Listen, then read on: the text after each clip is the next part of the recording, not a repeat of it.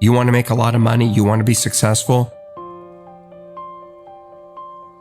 How do I get from where I am to where I need to be?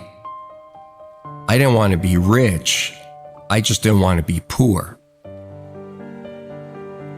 I started 10 years ago with a vision and 2 employees, and now we're 250 people. We'll do 150 million this year. And every day when I get off the elevator and I walk into my office, it's this feeling of accomplishment and satisfaction, knowing that I had this vision and a few years later, it's real. You know, when I was younger, my parents didn't speak any English. And like many immigrants, since I was a little kid, I was 8 years old when we came to North America. And so I had to read the contracts. You know, when my dad bought a house, I had to read the mortgage and go through the paperwork. And when I was around 18 or 17, I looked at being, at that point, we were, you know, lower middle class. And I said, how do I get from where I am to where I need to be? And so I started calculating how much money I would have to make in order just to buy a house. And then I added the taxes into it and all the other stuff. And I realized how difficult it was going to be to accumulate capital, because that's the hardest thing to do, is to accumulate capital. It's one thing to get paid a lot of money, but if you look at the tax system in North America, it's really hard to amass capital. And I just decided that I didn't want to be where I was. I didn't want to be middle class or lower middle class or mediocre. I just wanted to be great at something, because I figured out that the people that I saw that were doing great things were fundamentally great at one thing. The analogy I always use is Peyton Manning gets paid $10 million a year. He doesn't get paid $10 million a year to tackle, to kick the ball, to play defense. He gets paid $10 million a year to do one task and do it really, really well. Nobody buys from you. Nobody makes you wealthy because you're okay at something. The world does not reward mediocrity, nor does it reward average. It only rewards exceptional. So you got to find that one thing that you're good at, and you got to become great at it. Because if you focus what you're not good at and try to become good at it, you're going to run into somebody who is going to clean your clock at it. When you think about success and you think about business and you think about being an entrepreneur, everybody wants to talk about the good times. And I always say to people, it's easy to be an entrepreneur when the sun is shining.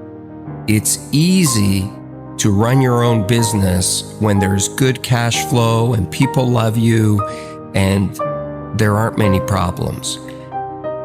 But have that same desire to do it when your biggest customer just left, or do it when you don't have enough cash to make payroll, or do it when you've got real problems at home and nobody cares.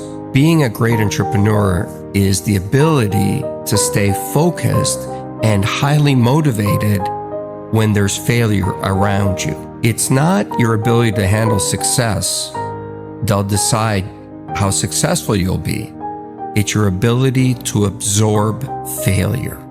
Not take failure, not get hit, but absorb it. I mean, absorb it with every fiber of your body. When there are those days where you feel like, I just cannot go on. Get up on those days, get in front of your team, and get them going in the same direction, and be highly motivated on those days. Because if you can do it on those days, you can do it any day.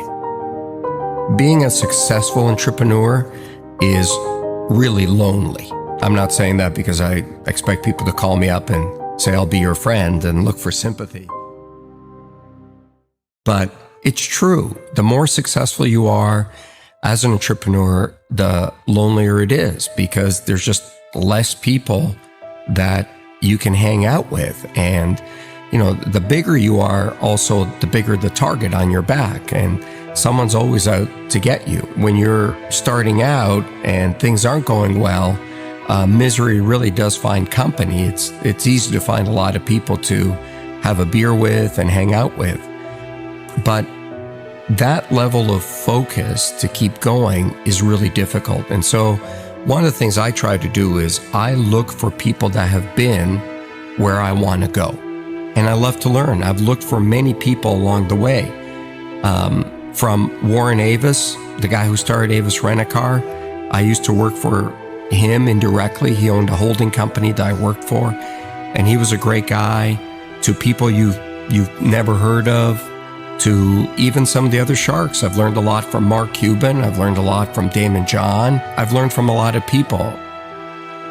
The biggest lessons and my biggest mentor was always my dad, because that level of courage I had never seen in another human being.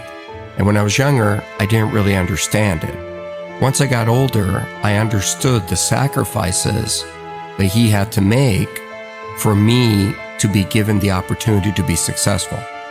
I mean, he was 37 years old, left a communist country, crossed the border, hopped on a boat, and brought his wife and me, my mom and I, with one suitcase to a foreign country where he didn't speak the language, didn't know a single soul, and we had something like $20 in our pockets.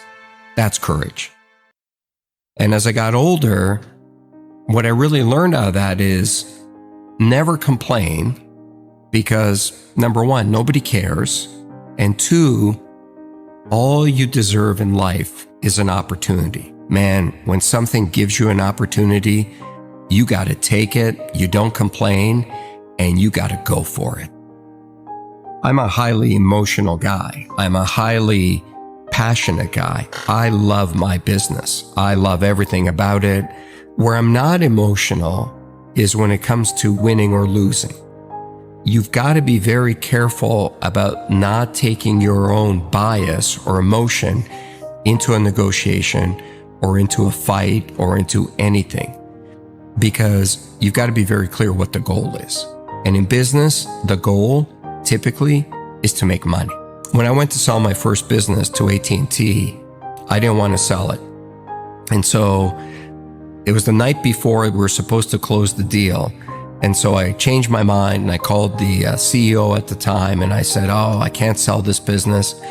And he looked at me and he said, "Why not?" And I said, "Oh, it's my baby." And he said, "No, it's not. It's a business." I said, No, it's my baby." And he goes, "No, it's not. Your baby is what you have at home.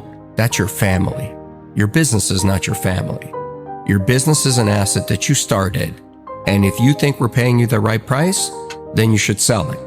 If you think you can keep going and maximize the return, then don't sell it." And he was so non-emotional about it, it really hit home for me. I've seen more people make mistakes because they get angry or they get highly emotional in front of a customer or in front of a supplier. Leave your emotion at the doorstep. Business is about business. When you hit the real world, you're going to start competing with people who are really, really good at something. Technology, advertising, something, and they know it inside out. You want to make a lot of money, you want to be successful, you got to take those people on with a skill that you're world-class at. I hate the word failure. I hate that label. I wake up in a cold sweat in the middle of the night sometimes when I feel like I'm going to fail or I'm a failure. You know, I run every day and I run pretty far, and sometimes, just like everybody, I get jet lag and I get tired.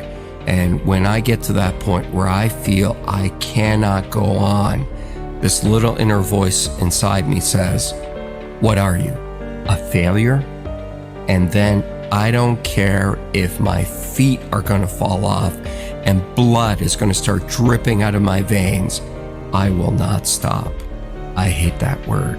I do not want to be defined by that word.